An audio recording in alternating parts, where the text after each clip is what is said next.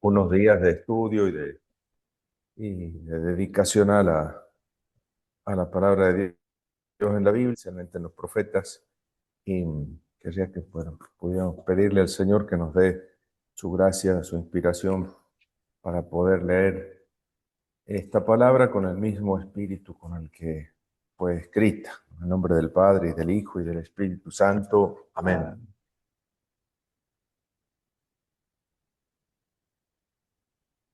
Te rogamos, Señor, que sea tu gracia la que inspire y acompañe todas nuestras obras, para que toda oración y acción nuestra siempre comience en ti como en su fuente, y a ti solo se oriente como a su único fin.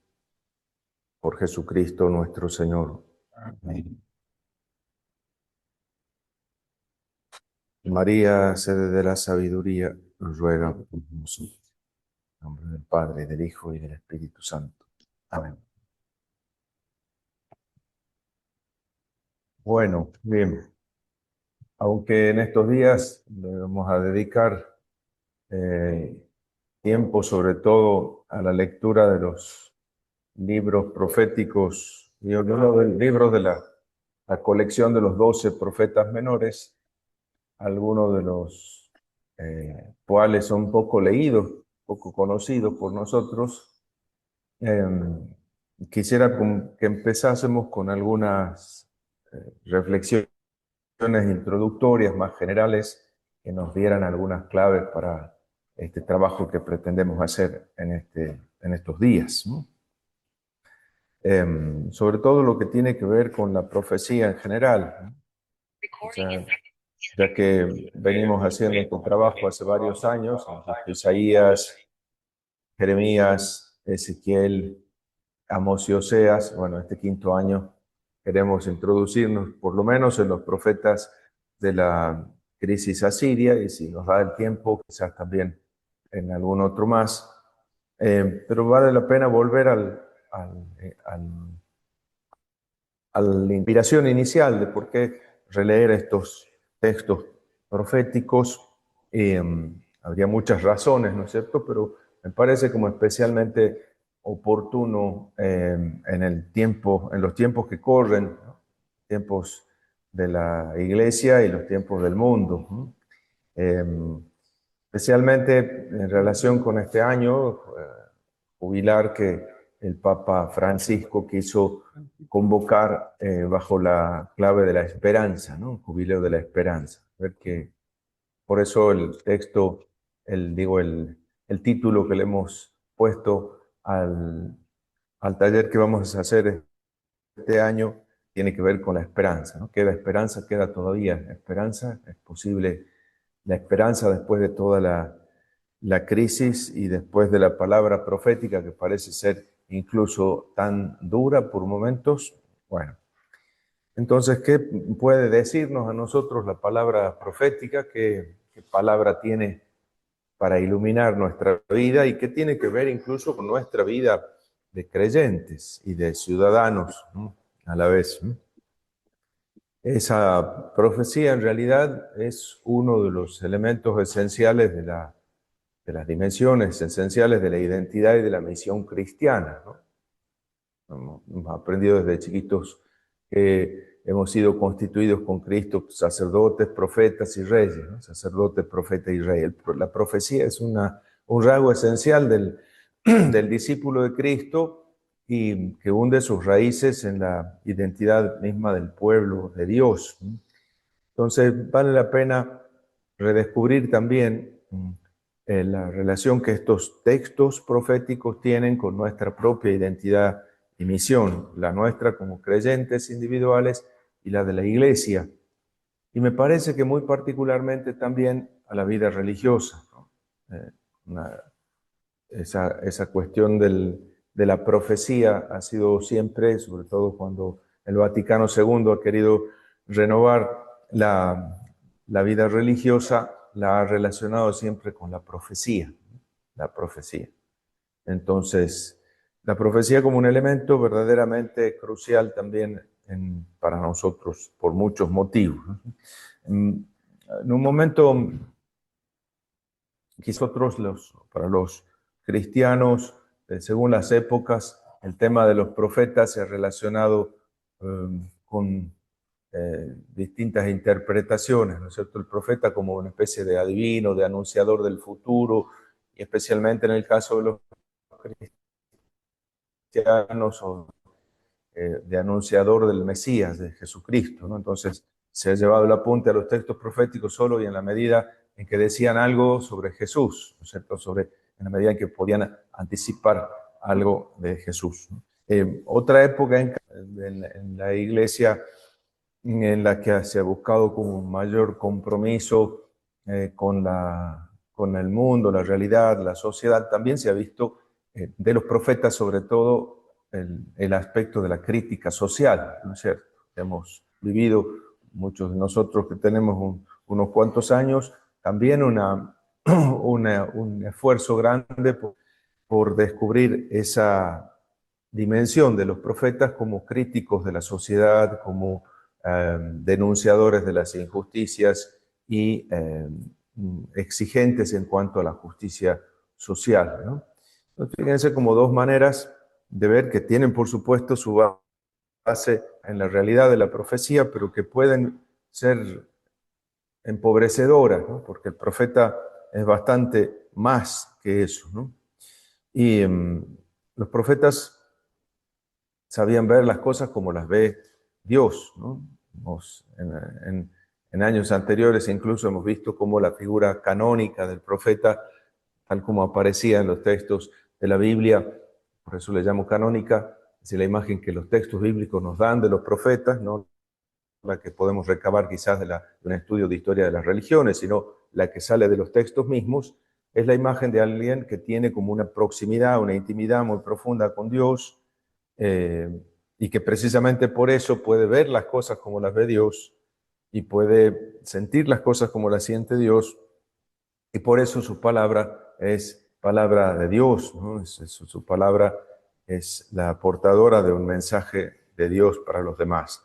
Varias imágenes aparecían en los textos bíblicos indicando esa forma de entender la profecía. Una de ellas era esta cuestión del profeta como alguien que tiene acceso digamos, a los lugares más importantes, más secretos, más íntimos del, del, de la corte celestial, ¿no? Quien participan en la sala del consejo, donde se toman las grandes decisiones con las que Dios gobierna el mundo entero, ¿no?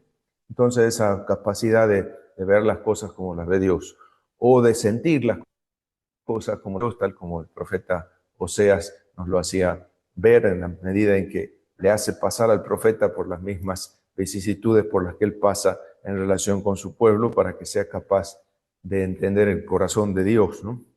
Pero fíjense cómo los profetas, precisamente por esa capacidad, por esa intimidad con Dios, tienen también una sensibilidad, una percepción muy sensible, muy aguda de la realidad, ¿no? Ven más allá de lo que ven los ojos simplemente, y por eso son recibir hasta los más mínimos cambios en la sociedad, ¿no?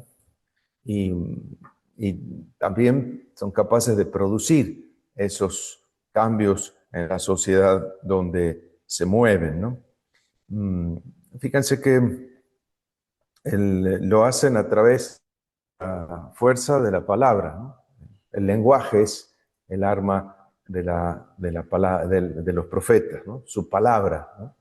Entonces no tienen otro instrumento más que el de la palabra, ¿no? Una palabra que en realidad es una fuerza creadora en muchos sentidos, ¿no? El lenguaje configura también la manera de ver las cosas, ¿no?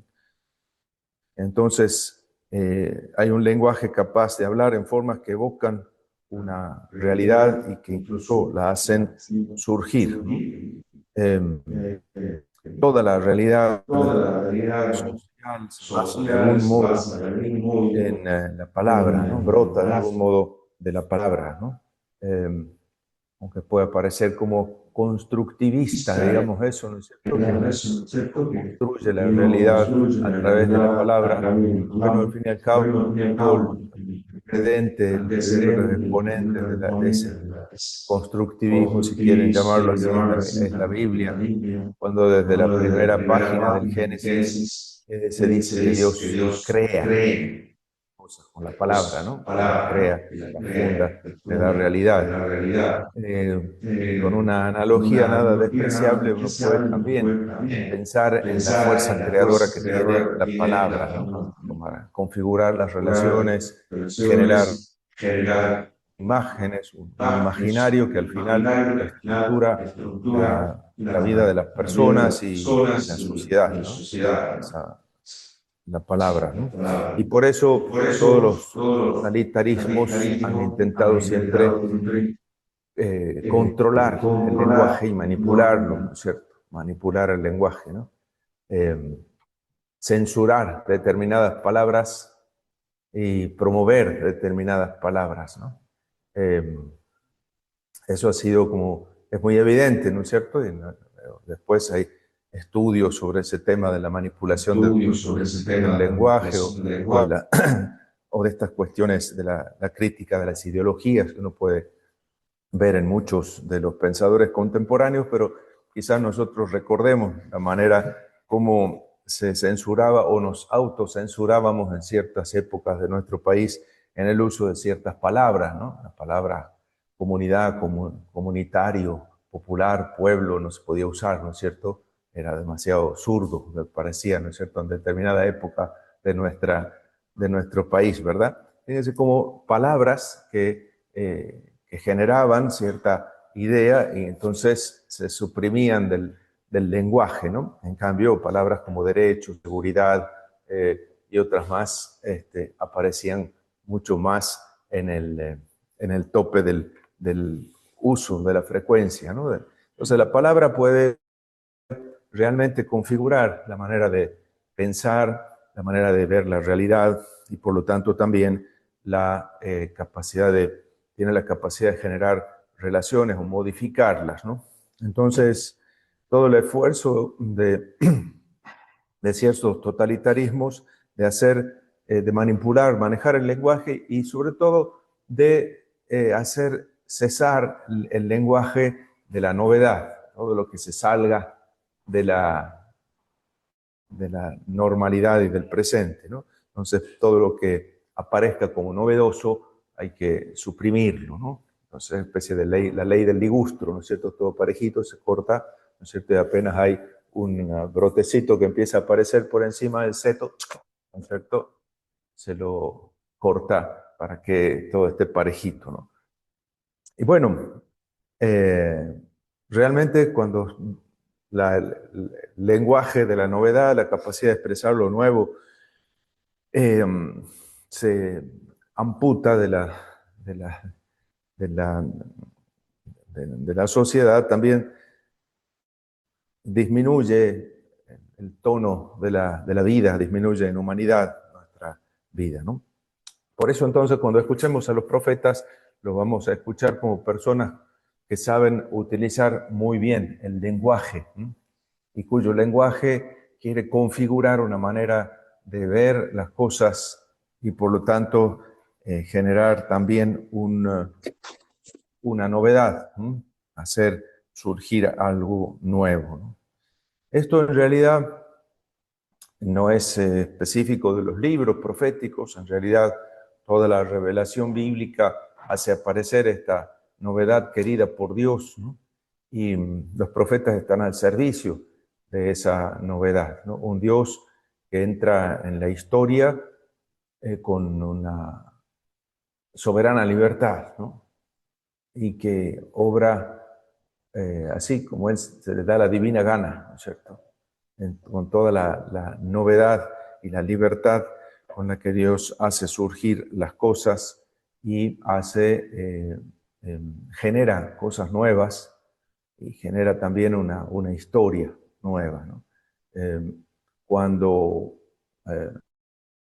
Dios está ausente de la realidad, las cosas siguen su curso según las leyes de las causas y los efectos, ¿no? Pero cuando Dios está presente, es posible esperar cosas nuevas, ¿no? Realmente. Brotan cosas nuevas cuando Dios está presente, ¿no? Inauditas, no escuchadas nunca, no vistas nunca, ¿no? Entonces, al empezar nosotros este año de nuevo este taller, este curso sobre profetas, tenemos que sentir como esta invitación a escuchar con oídos nuevos, a leer con ojos nuevos estos textos y a descubrir la novedad que estos textos nos proponen a nosotros hoy, ¿no? Sobre todo en un tiempo en el que la fe y la iglesia siempre está bajo el riesgo constante de la domesticación, digamos, ¿no? Que no jorobe demasiado, ¿no? Entonces que no moleste demasiado, que en todo caso adorne un poquito la vida, le dé un poquito de brillo y dignidad, pero que no moleste, ¿no? Que no moleste, que no se meta en la política, en la educación, en la economía, en la vida familiar, en la ética. Simplemente mientras, entonces una fe domesticada y una iglesia como aculturada, digo, no inculta, sino aculturada, ¿no?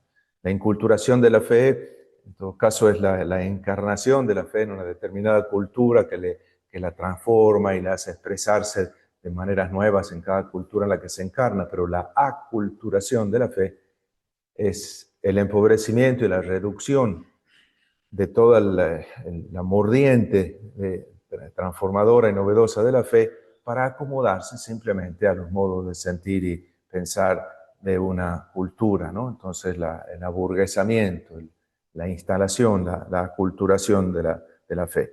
Y quizás nuestra fe y nuestra iglesia está como muy aculturada en ese sentido, en una mentalidad como muy consumir bien, ¿no? Que también deja escaso margen a la capacidad de creer y de crear, ¿no? Entonces, sin embargo, nosotros los creyentes estamos invitados a volver nuestra mirada a esos textos que nos ayudan a creer y a crear, ¿no? Fíjense cuando la fe está como achanchada, instalada, la iglesia está como aculturada, acomodada, se pierden dos cosas importantes, dos referencias importantes, que son la memoria y la esperanza, ¿no? Entonces, demasiado instalados en un presente, entonces la memoria, el pasado, casi como que se menosprecia, ¿no? Como algo que ya no está. Hoy con la aceleración de todas las cosas, de la información, de los, de las redes sociales y demás, y de los mensajitos que van llegando, o de los reels, o de las distintas, de los distintos posts que van pasando, ¿no es cierto? Nos van obligando a ir pasando enseguida a otra cosa, ¿no? Entonces hay poco espacio para la memoria, ¿no? Entonces, y precisamente por eso y en la misma proporción que hay una depreciación de la memoria, también hay una minusvaloración de la esperanza, una ridiculización incluso de la esperanza, ¿no?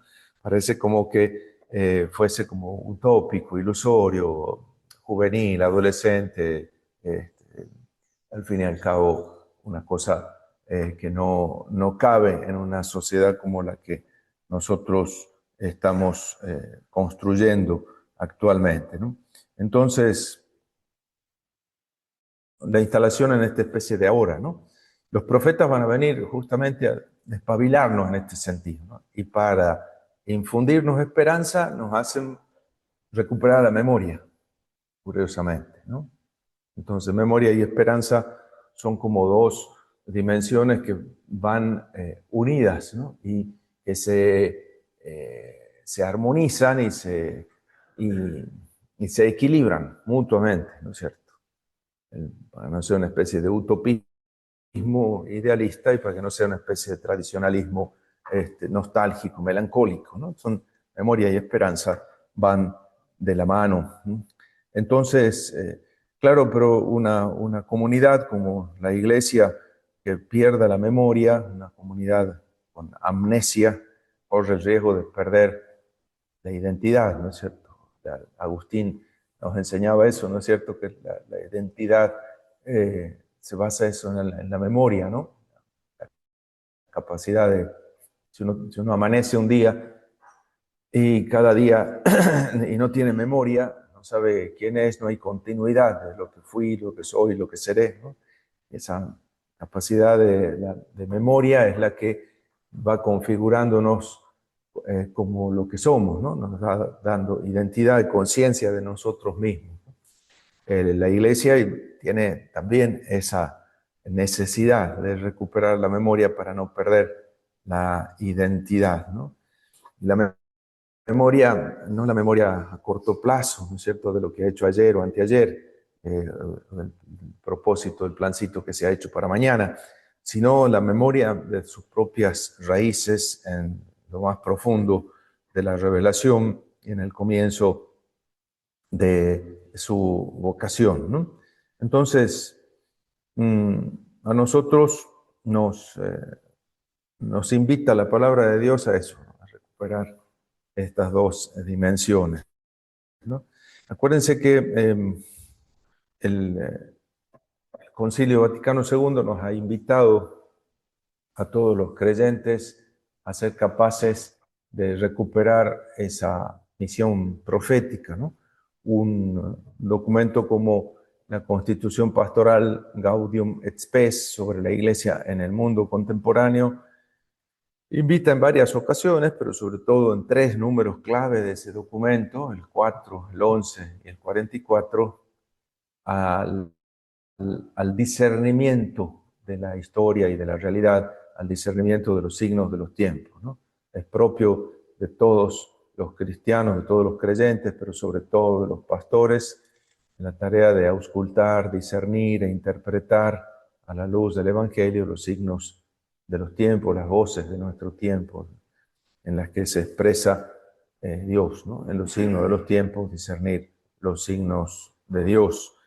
Eso tiene que ver con recuperar nuestra vocación profética, ¿no? Y entonces podemos descubrir, bueno, en qué sentido los profetas son anunciadores de un futuro. Y sí, son capaces de anunciar lo que va a sobrevenir, lo que va a venir, pero porque son capaces de ver en profundidad el presente y porque no pierden memoria del pasado, de dónde venimos, ¿no? Y cuando se ocupan del futuro, los profetas siempre se ocupan del futuro, pero en relación con el presente. En el sentido de que siempre son una invitación a la libertad y a la decisión. El futuro no es algo que fatalmente va a ocurrir, hagamos lo que hagamos, ¿no? El futuro que los profetas anuncian es el fruto de la responsabilidad. Por eso siempre están como invitando a una decisión, abrirnos a la novedad de Dios, a lo que Dios está queriendo crear y dejar lo viejo, ¿no?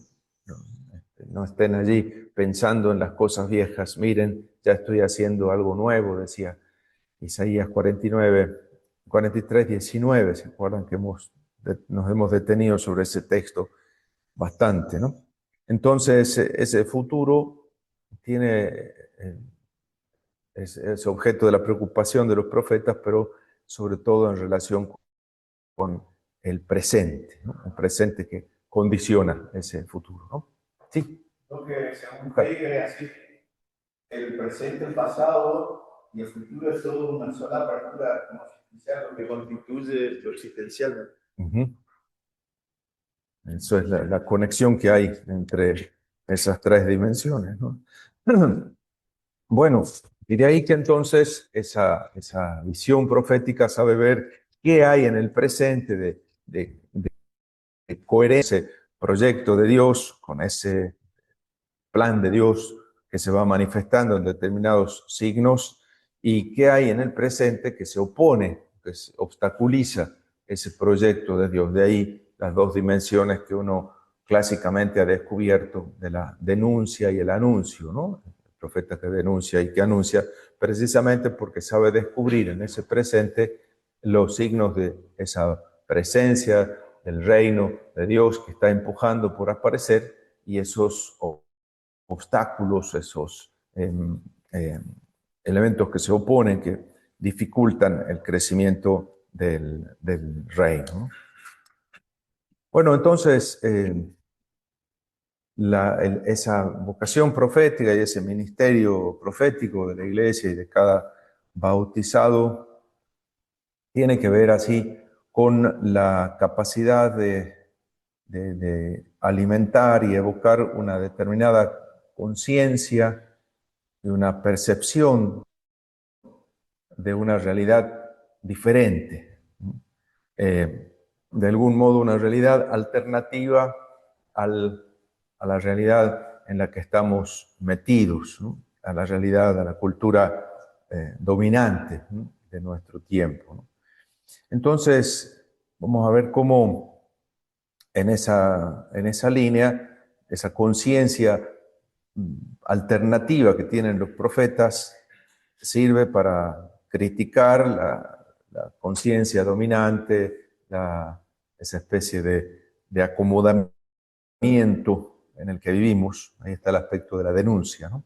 Intenta hacer lo que ya ha hecho, bueno, empeñarse en deslegitimar o quitarle sacralidad, digamos, a la realidad presente como si fuera la única realidad posible, ¿no?, y hacer que sea posible pensar en la diferencia, en la alternativa, ¿no? Y también sirve para dinamizar a las personas y a las comunidades con una promesa de un tiempo diverso, de un mundo nuevo, ¿no? La novedad de nuevo, ¿no? Entonces,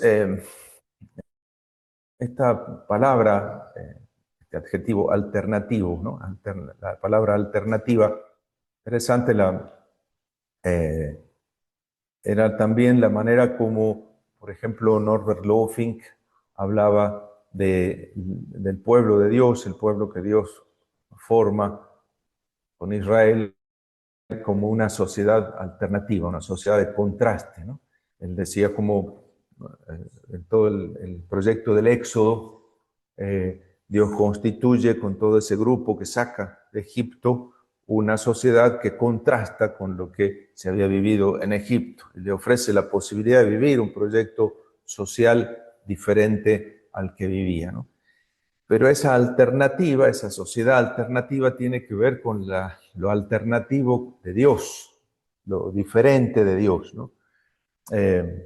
Esa palabra que nosotros encontramos en la Biblia y que solemos traducir por santo, en la raíz kadosh, ¿no? Santo, en realidad es una palabra que expresa fundamentalmente la diferencia, lo diferente. No es lo separado, sino lo diferente. No es lo distante, sino lo distinto, ¿no? Entonces, santo significa ahí especial, ¿no? Diferente, alternativo, si quieren, ¿no? Y entonces el pueblo de Israel será diferente de los demás pueblos porque su Dios es diferente de los demás pueblos, ¿no?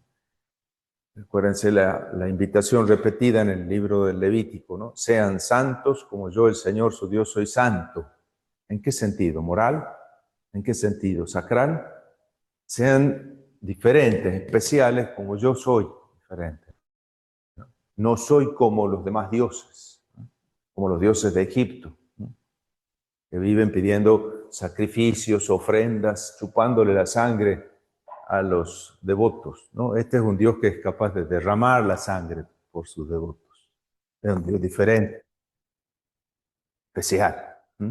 Y precisamente por eso pide que sea diferente y especial. Su pueblo tiene que marcar la diferencia, dar la nota. Entonces, incluso en el libro de Ezequiel también aparece eso, ¿no? Yo voy a purificar mi nombre, el nombre que ustedes profanaron en medio de las naciones. Yo voy a defender mi nombre santo, es decir, mostrar qué diferente soy, haciendo que ustedes también sean diferentes. Por eso yo derramaré sobre ustedes en agua pura que los purificará de todas sus inmundicias e idolatrías. Yo los he de purificar. Les daré un corazón nuevo y un espíritu nuevo, etcétera, ¿no?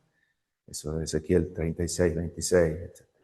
Fíjense cómo siempre la relación, la preocupación de Dios por la santidad de su nombre, y nosotros se lo pedimos cada día en el Padre Nuestro, santifica tu nombre, muestra lo especial, mostrar lo especial que sos, lo diferente que sos, lo alternativo que sos respecto de los demás dioses, ¿no? Y eso Dios lo muestra en lo que hace en su pueblo y con su pueblo, ¿no? Entonces, ese pueblo santo, diferente, alternativo, ¿no? Y la gran tentación de Israel, lo vemos en toda la tradición deuteronomista en ese caso, es diluirse, perder su especificidad, ¿no? Capítulo 8 del primer libro de Samuel, ¿no?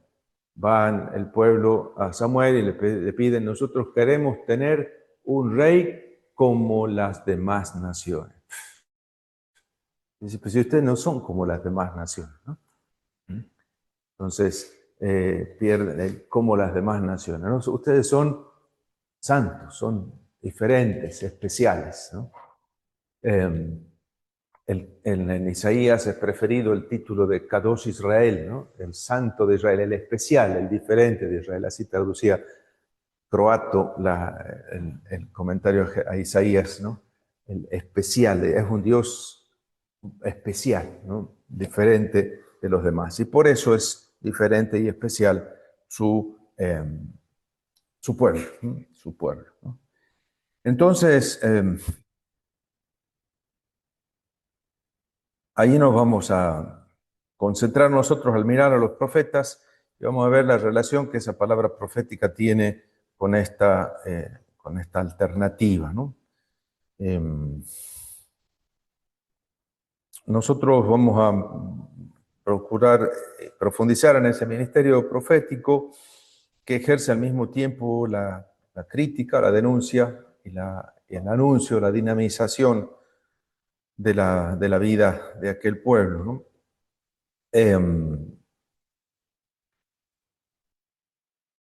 Podemos optar por una o por la otra, ¿no? La denuncia sola o el anuncio solo, sino que también van de la mano, ¿no? Entonces, esta denuncia y este anuncio profético conectan siempre con la memoria y la identidad del pueblo, ¿no? La memoria de la alianza, ese vínculo con el Dios distinto, especial, diferente, que es Adonai, que es Yahvé. Ese vínculo es precisamente el que le hace diferente, ¿no? La tradición mosaica de la alianza, tal como aparece en la Biblia, ¿no? Entonces, la configuración misma de Israel se produjo a partir de esa experiencia fundante y de ahí brota esa confesión de fe distinta, la experiencia fundante de la liberación y de ser constituido como un pueblo diferente, arrancados de la sociedad de Egipto y constituidos como pueblo diferente con un proyecto social que está condensado en la Torá, ¿no es cierto? Que es una legislación que desciende capilarmente a todas las dimensiones de la vida del pueblo, ¿no? No simplemente a la dimensión cultural, ritual, litúrgica, ¿no? Como en los casos de otras religiones, ¿no? Sino que desciende a todas las formas de relacionarse en la sociedad. Por eso me refiero a la Torá como un proyecto social, cultural, digamos, tiene que ver con todas las dimensiones de la vida de las personas, ¿no? Desde la manera de sembrar y cosechar, la manera de comprar y de vender, la manera de tener relaciones sexuales, la manera de educar a los hijos, la manera de... Todo tiene que ver con la fe, toda la vida, todas las dimensiones de la vida del pueblo de Dios estaban configuradas según ese proyecto que Dios le da, para que sea una sociedad diferente, alternativa, ¿no? Repito, distinta, no distante, ¿no? Diferente, no separada, ¿no? Y eso es lo que poco a poco entendiendo el pueblo de Dios y cómo hay toda una resignificación de la diáspora y del exilio en el sentido de que qué función tiene el hecho de que estén desparramados entre las demás naciones, precisamente el ser fermento de, de la sociedad en donde se encuentra, ¿no? Eso es lo que después hemos heredado nosotros como iglesia, entendiéndonos en continuidad con el Israel de Dios, ¿no? Entonces, esta visión hace que se lo mire a Moisés también como el primer profeta. De hecho, el Deuteronomio 18 también dice, ¿no? Yo suscitaré después de ti un profeta semejante a ti. Es decir, aparece también Moisés como figura profética, ¿no? Un profeta paradigmático que hace surgir en Israel esta conciencia de ser pueblo de Dios, una conciencia alternativa, ¿no? Entonces, que no es simplemente no es un privilegio, sino una exigencia, ¿no? El ser diferente, el ser pueblo de Dios en la Biblia no aparece como un privilegio de Israel, sino como un compromiso, una exigencia, un desafío aún mayor, una misión. Entonces, esta radical innovación que introduce Dios, el Dios de Israel en la historia cuando crea a su pueblo, se manifiestan allí en la figura de Moisés y en la alianza, ¿no? Que no se puede, si bien tiene conexiones con todo el Medio Oriente antiguo y su ámbito cultural, no se puede deducir simplemente como un simple resultado de los procesos que se daban en el Medio Oriente antiguo. Más aún, la aparición, la configuración de este grupo social nuevo que va formándose allí en las altiplanicies de la zona del macizo central de Palestina, esa configuración social que va apareciendo no parece tener otra explicación más que esa vinculación con una divinidad que los está haciendo diferentes, ¿no? Entonces es difícil extrapolarlo de ninguna realidad anterior, aparecen ahí como una realidad social nueva, ¿no? Sin precedentes, ¿no? Casi creada por Dios, por su palabra, por su llamado, por su revelación, ¿no? Entonces esa radical ruptura de Moisés y de Israel con el sistema del que venían, la realeza imperial, es una ruptura que por un lado rompe con la religión de ese triunfalismo, de la apoteosis de Horus, de los dioses de Egipto, que son legitimadores de la organización social tal como está, ¿no? Y por otro lado también con esa política que esa religión sustenta, que es la de la opresión y de la explotación, ¿no? Entonces es la religión de la libertad de Dios, un Dios libre, ¿no? Y esa libertad de Dios es la que se la regala a su pueblo, ¿no? Eh, digo libertad de Dios porque en lugar de los dioses de Egipto, Moisés revela o Dios se le revela a Moisés y Moisés lo revela a su pueblo como el único soberano que actúa con total libertad, y que no está cautivo de ninguna forma social o religiosa vigente hasta el momento. Actúa por propia iniciativa personal. Él es el que toma la iniciativa y se dirige a su pueblo a través de Moisés. Al mismo tiempo, Moisés también va a desmantelar esa política de, de opresión que vivían en Egipto, ¿no? A base de proponerle una visión de la compasión y de la justicia, ¿no? Fíjense el texto central de Éxodo 3, en la revelación de Moisés. Moisés ve ese signo extraño, que es una planta espinuda en medio del desierto que arde, pero no se consume, ¿no? Una zarza ardiente. Se acerca y escucha la voz de Dios que le dice, escuchad, he visto la opresión de mi pueblo, he escuchado sus gritos de dolor, ¿no? Y por eso te envío, ¿no? Esa compasión de Dios, ¿no? Los rabinos incluso en la explicación de ese texto dicen, ¿por qué se apareció Dios en una zarza a Moisés, ¿no? ¿Por qué no se apareció en un olmo, en un ciprés, en un álamo, ¿no? Entonces, porque la zarza tiene espinas, dice, ¿no?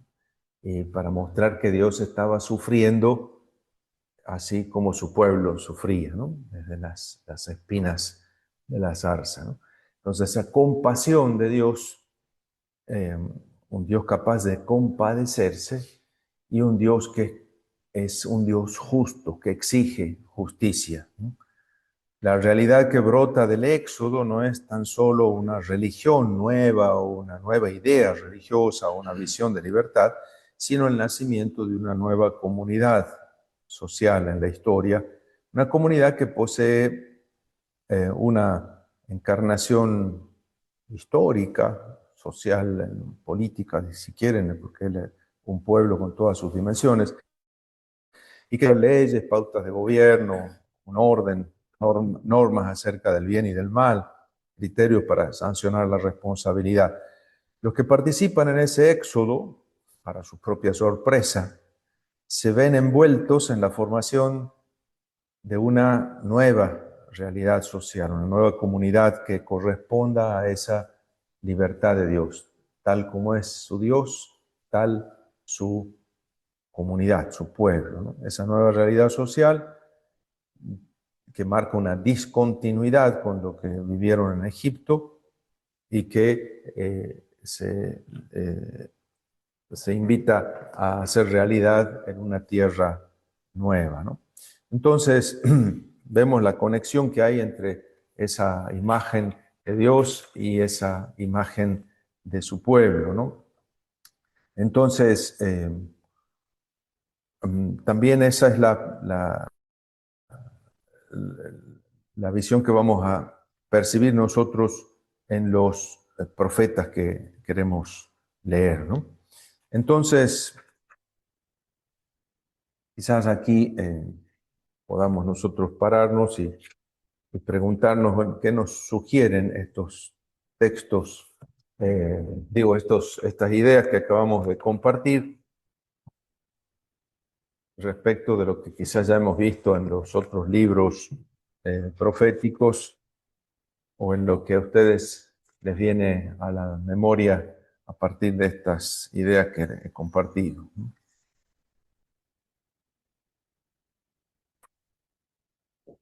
La verdad que totalmente desestructurante. Ajá. Eh, el padre Rivas siempre nos decía que Jesús como que iba mal la línea profética y como que los fariseos o lo que eran lo que privilegiaban más las normas, el culto, las leyes, y Jesús iba en otro sentido. Y digo que nos saca de la estructura porque esta manera nueva, esta clave que nos diste de vinculación con Dios es lo que hace a uno ser profeta, digamos, eh, de esa cercanía. Entonces no se limita a un determinado tiempo del surgir de los profetas como tal, sino que viene desde el inicio de la relación de Dios con su pueblo. Sí, claro que en los evangelios, sobre todo en los sinópticos, pero también en Juan, la parece como el testimonio de una memoria, de una percepción de Jesús como profeta por parte de la gente, ¿no? ¿Quién dice la gente que es el Hijo del Hombre? No uno que es Jeremías o Elías o alguno de los profetas, ¿no? Como los profetas. Así que la conducta, el talante, la palabra de Jesús se parecían mucho a la de los profetas que ellos conocían, ¿no? Yo me pregunto si los cristianos somos coherentes con ese talante, con esa conducta, con esa imagen, o no, ¿no? Oye, ¿qué más cosas? Bien. No, simplemente me hace surgir la pregunta, ¿por dónde pasa hoy lo nuevo que debe surgir y tal vez no estamos pudiendo ver? Bueno, plantearse esa pregunta me parece que es la clave, Gabriel.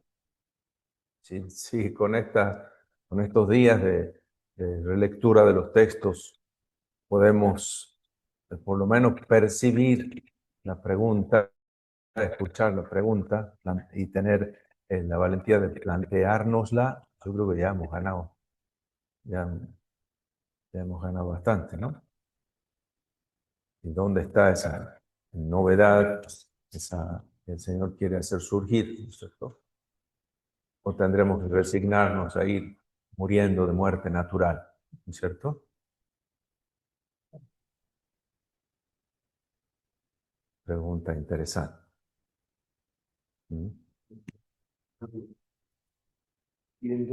Vendrá de la memoria que podemos llegar a ir haciendo, Ah, y que esa memoria sea real, al igual que el aspecto de la vinculación de la memoria con la identidad propia que vamos teniendo.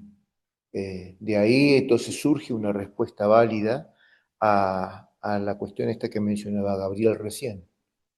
Lo que me parece también crucial es no solamente este comienzo, este origen en memoria y demás, y identidad, sino también el ser realistas y ubicar que la aculturación existe, está, y cada uno de distintos modos estamos infiriendo en eso, ¿no?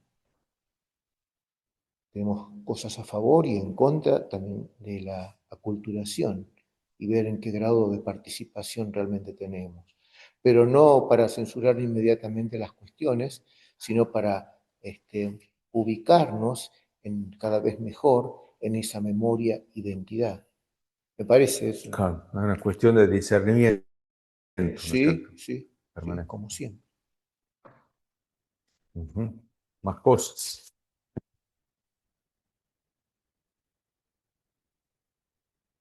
Una idea alternativa, diferente. ¿Sí? ¿O alguna pregunta que quede por ahí?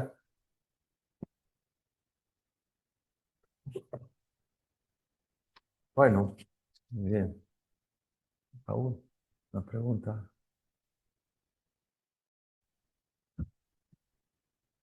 Bien, entonces, al acercarnos a estos textos, vamos a intentar descubrir ahí qué hay de esta conciencia alternativa, diferente, que hay de memoria, que hay de esperanza que surja a partir de la palabra de estos profetas, sobre todo porque los vamos a ver ejerciendo su ministerio en un contexto de crisis casi liminar, ¿no es cierto? De la crisis en la que parece estar todo en riesgo, ¿no? Bueno, por muchos motivos también hoy podemos percibir algo semejante, ¿no? Muy bien, podemos parar aquí si quieren.